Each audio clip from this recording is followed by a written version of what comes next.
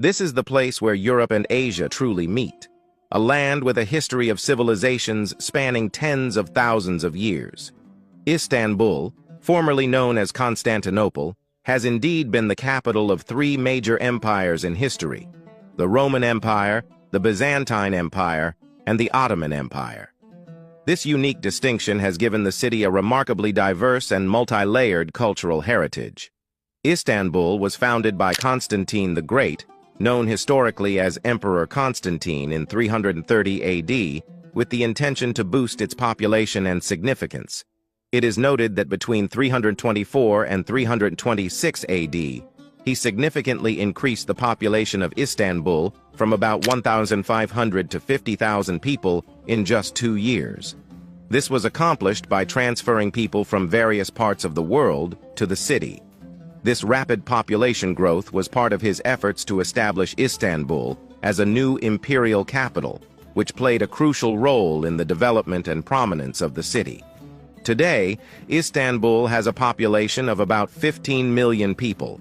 For 1,800 years, Istanbul has been a hub of diverse cultures and religions, much longer than cities like New York or London, which became multicultural much more recently. One interesting fact about Istanbul is that it is a very green city and not nearly as polluted as I expected, despite having over 15 million people. The streets are wide, and there are a lot of trees and beautiful parks. In fact, Istanbul's level of greenery and lower pollution levels are comparable to those of other large cities like London, Paris, and Madrid, despite Istanbul having a considerably larger population. Moreover, Istanbul Airport, which hosts around 65 million passengers annually, is one of the world's largest airports in terms of passenger traffic. The busiest airport in the world is the Hartsfield-Jackson Atlanta International Airport in the United States, which hosted 93.7 million passengers in 2023. Geographically, Istanbul is quite impressive, with the Bosporus Strait connecting the Black Sea to the Marmaray. There are also small islands near the coast of Istanbul, perfect for weekend visits. The public transportation system is comprehensive, with a rapidly expanding metro, buses, minibuses, and taxi vans. If you have an Istanbul card, you can access all these transportation options in Istanbul, including ferries. The ferry travel in Istanbul not only serves as a means of transportation, but also creates a touristic atmosphere. Some people don't sit in their seats during ferry trips. Instead, they watch the birds flying in the air and the sea, and they even throw simit, a Turkish bread, to them. This way, Istanbul residents relieve stress and fill their lungs with plenty of fresh air. Istanbul is like living in Paris and Cairo at the same time, with the best and worst of both Western and Middle Eastern cultures. Napoleon once said, "If the world was one country, Istanbul would be its capital." There are bars and nightclubs in abundance, and people dress and behave like Westerners for the most part. Men are obsessed with football, and women with shopping. Women are not quite as liberated as in the West, but more so than in most parts of the Middle East. Dating is perfectly normal. At the same time, you have the mosques and the calls to prayer 5 times a day. Istanbul is fairly safe, and quite safer to walk around at night compared to most Western cities, as there are fewer people causing trouble and looking for a punch-up.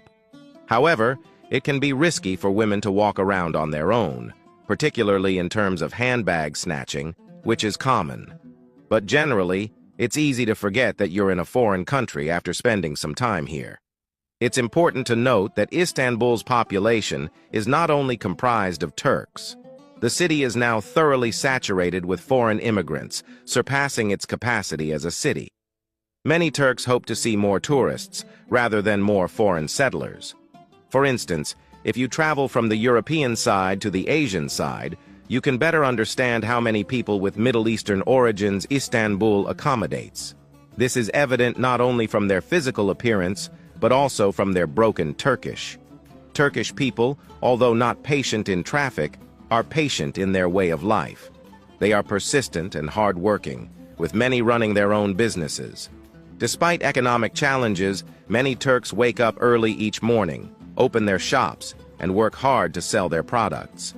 While most shops in Istanbul are related to food and beverages, there are also many gift shops, carpet stores, and clothing shops. However, like many places around the world, most shops in Istanbul are closed on Sundays, and the narrow streets are usually empty. Due to the high cost of petrol and traffic problems in Istanbul, people typically commute to work using the metro and municipal buses. Moreover, cars in Turkey are quite expensive compared to other parts of Europe. For instance, while in Europe you can buy a new luxury car for $50,000, whereas in Turkey, a similar car starts from at least $100,000. When purchasing a car in Turkey, you must also pay taxes equal to the value of the car. Turks have another characteristic that you can clearly observe in Istanbul. Out of every 10 adults you stop on the street, 8 of them probably smoke. In Turkey and Istanbul, people sometimes start smoking before the age of 18 and find it difficult to quit smoking until old age. Turks are characteristically adaptable people. If you are a foreigner, Turks generally do not interfere with your lifestyle in Istanbul. However, there are certain values that they are sensitive about, and you must absolutely respect them. One of these values is respect for Islam and Muslims. If you come to this country from abroad and show disrespect for their values, you probably won't stay there too long. Therefore, you must be considerate towards Islam.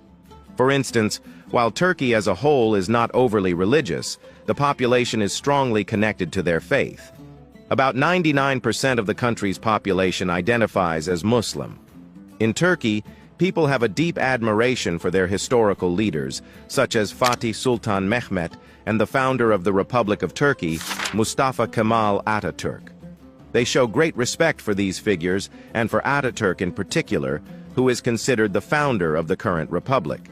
In fact, it is illegal to insult Atatürk's legacy, and doing so can lead to serious consequences, regardless of your age. This is why you will see many statues of Mustafa Kemal Atatürk in Turkey, and engaging in disrespectful behavior in front of these statues can result in arrest. This deep respect and admiration for national heroes and founders is not unique to Turkey, of course.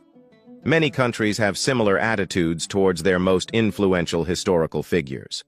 However, the extent to which it is codified into law in Turkey, with the potential for serious legal consequences for any perceived disrespect, is quite remarkable.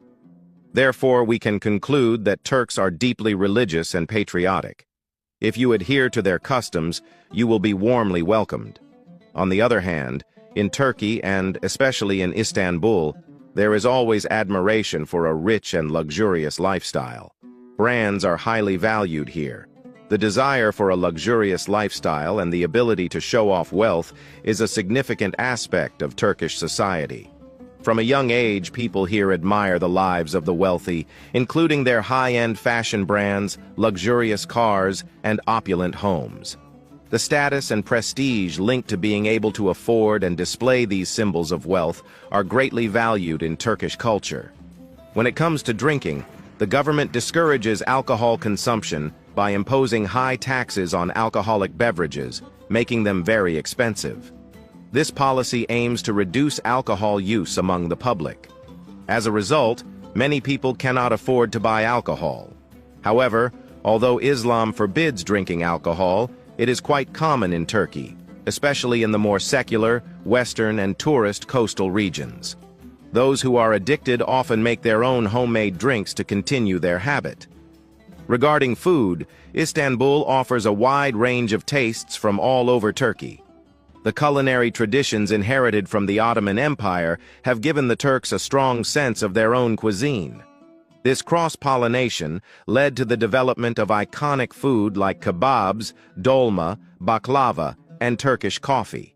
So they don't need to look elsewhere for inspiration.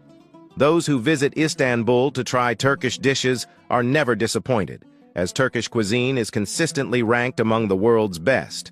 For instance, it is common for people to enjoy a lavish, spread-style breakfast at restaurants on weekends. A large table is filled with a variety of foods, and they spend a good part of their day enjoying a leisurely breakfast with their loved ones.